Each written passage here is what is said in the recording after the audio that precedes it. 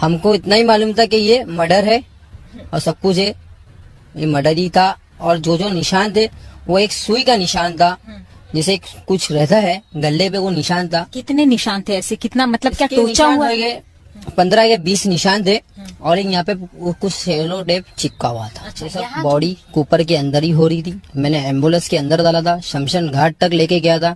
जब भी उसको उठाया था तो उसकी टांग टूटी ही थी। कैसे टूटी थी, मतलब किस तरह से?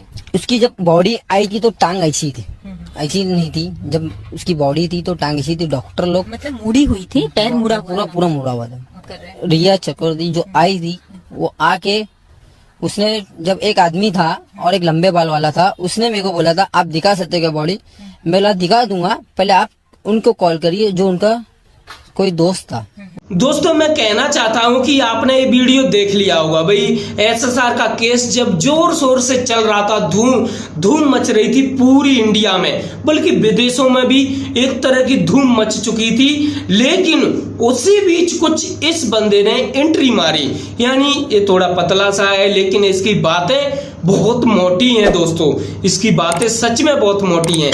और इसने जो बातें बोली भाई, लोगों के दिमाग के यहाँ से निकल गए, यहाँ से निकल गई। लेकिन दोस्तों निकली तो थी लेकिन जगह बना गई, यानी कि लोगों के दिलों में छप गई।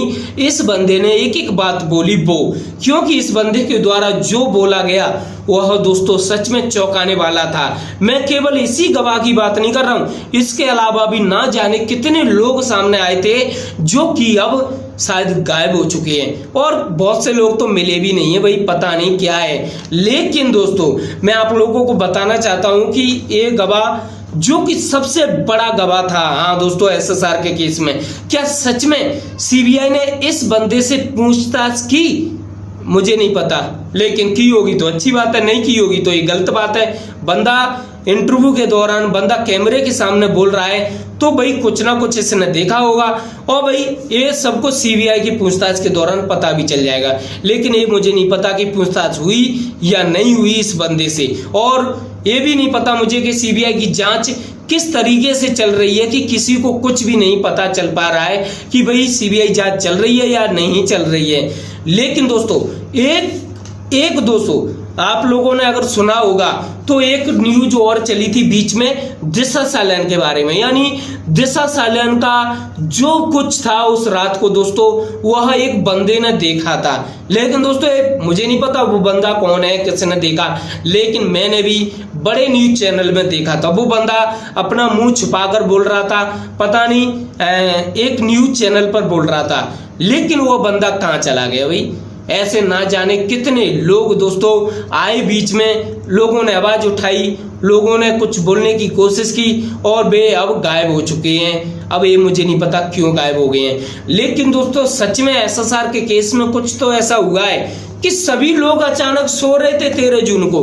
यानी दोस्तों वॉचमैन, आप लोगों को ध्यान हो कि एसएसआर जिस फ्लैट में रहता था वहां पर एक वॉचमैन भी था, और क्या वॉचमैन भी सो रहा था? वाह भाई वाह। चलो ठीक है और आगे बढ़ते हैं भाई। सिद्धार्थ पठानी को रूम पार्टनर बोला जाता है, लेकिन दोस्तों बंदा सो रहा था, शायद सो रहा होगा, ज्यादा हैरान हो जाता होगा, बहुत मेहनत करता है बंदा दिन में। लेकिन दोस्तों फोटो खींचने का, क्योंकि वो बहुत शौकीन है भाई बंदा, फोटो खींचने का, वीडियो शूटिंग करने का भाई बहुत ज्यादा शौकीन है। मुझे नहीं पता किस बंदी का फोटो खींचता है भाई, क्या गजब की फोटो खींची है भाई, बहुत मैंने देखे इंस्टाग्राम पर दोस्तों, रिया चक्रवर्ती के इंस्टाग्राम पर। तो दोस्तों ये बंदा भी सो रहा था, चलो मान लेते हैं सो रहा था। लेकिन दोस्तों क्या है ऐसा, सब कुछ 13 जून के बाद सब कुछ बदल दिया जाता है।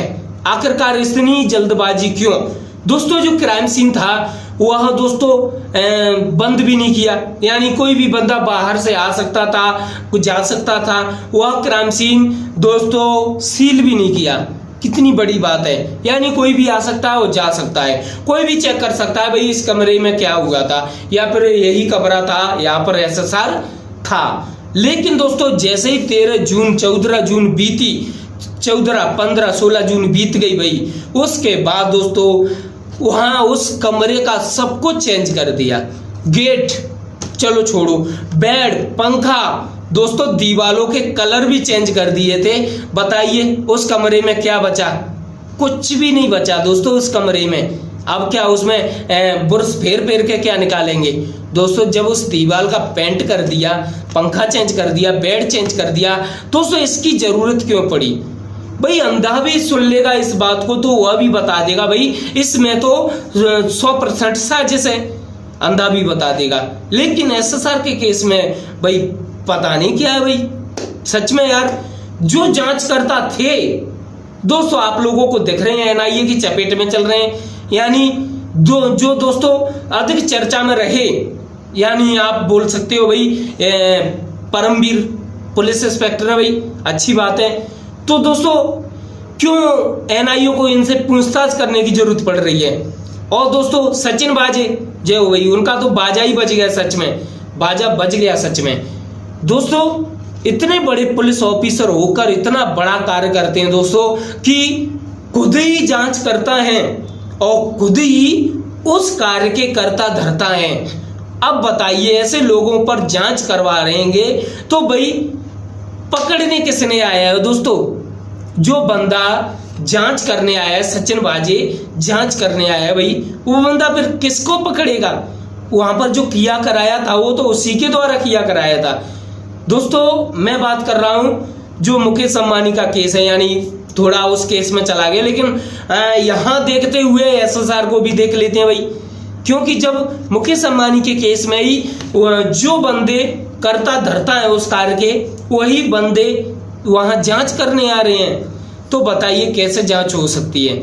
ऐसा ही कुछ एसएसआर के केस में भी है दोस्तों, एसएसआर के केस में भी 100% ऐसा ही होगा। मैं आप लोगों को सबसे बड़ी बात बता देता हूं कि अब तक जितने भी एक्टर इस तरीके से गए हैं एसएसआर की तरह से, या और भी कई लोग हैं जो एक्टर हैं जो गए हमें छोड़कर इस दुनिया में नहीं है, हमारे आसपास भी नहीं है दोस्तों, आज तक उनको यही घोषित कर दिया है कि वही पागल था, क्रैक था, मेंटली प्रॉब्लम थी और उसने सुसाइड कर लिया। इस तरीके की बस दूसरे दिन ही न्यूज आ जाती है। और भाई एसएसआर के केस में तो 2 मिनट लगी उस केस को सॉल्व करने के लिए, यानी बस रूम में गए, बस बाहर आकर बोल दिया कि भाई सुसाइड कर लिया, पा भाई पा, 2 मिनट में पूरा बता दिया। बड़े बड़े एक्सपर्ट ने तुरंत बता दिया भाई ये कर लिया है उस बंदे ने। भाई ऐसी कैसी जांच, इतनी फास्ट जांच। भाई सीबीआई को हटाओ, भाई उसी जांच को लगाओ जो 2 मिनट में दोस्तों बता देती है। सीबीआई एनआईए क्या है, इतना टाइम लगा लेते हैं भाई, उसी जांच को लगा दो भाई, 2 मिनट में सॉल्व कर देते हैं भाई कि इसने क्या किया है, यहाँ पर क्या हुआ है, सब कुछ 2 मिनट में। दोस्तों बहुत ऐसी क्रिएटिविटी दिखी थी जब सीबीआई जांच के लिए आई, यानी सीबीआई के लिए जब पूरा देश एक हो गया, यानी सीबीआई जांच लगवाने के लिए पूरा देश एक हो गया, तब जाकर सीबीआई जांच लगी। दोस्तों आप सोच के देखिए, ये भी कॉमन सेंस वाली बात है कि कोई भी व्यक्ति जो कि जांच करता था वहां का, वो कोई भी नहीं चाहता था कि यहाँ पर सीबीआई जांच हो। दोस्तों अब सीबीआई जांच हो गई है, क्या हाथ में आया दोस्तों, बहुत 90% चीजें मिटा दी गई। अचानक रिया चक्रवर्ती सुशांत को छोड़कर जाती है, तो दोस्तों यहाँ पर भी कॉमन सेंस लगाइए कि जो एसएसआर की गर्लफ्रेंड है वह भी छोड़कर चली जाती है। उसके तुरंत बाद दिशा सालन की इतनी बड़ी खबर आती है कि उस समय किसी ने ध्यान नहीं दिया, यानी कि ध्यान तो दिया लेकिन सिर्फ वहां की पब्लिक ने, जहां फ्लैट के आसपास जो पब्लिक थी वहां की पब्लिक ने, और कुछ दोस्तों वहां जो बॉलीवुड के लोग हैं उन्होंने थोड़ा बहुत ध्यान दिया। लेकिन दोस्तों क्योंकि दिशा सालन को ज्यादा लोग नहीं जानते थे, लेकिन जैसे ही एसएसआर की खबर आई भाई चारों तरफ तहलका मच गया, यानी सब लोगों को विश्वास हो गया इसमें कुछ बड़ी साजिश है। रिया का छोड़कर जाना, दिशा की तुरंत इतनी बड़ी खबर आना, तुरंत 2-3 दिन बाद दोस्तों एसएसआर की खबर आना, भाई फिर एक स्टेप पिंटू नाम का एक बंदा छा रहा था फेसबुक पर, उसने ना जाने कितनी पोस्टर डालकर रखी थी, बंदे ने पता नहीं क्या क्या कोडवर्ड में लिख कर रखा था दोस्तों। भाई वो बंदा भी कुछ दिन बाद नहीं रहा, ना जाने ऐसे कितने लोग थे जो कि हमारी आंखों के सामने से हटते चले गए दोस्तों।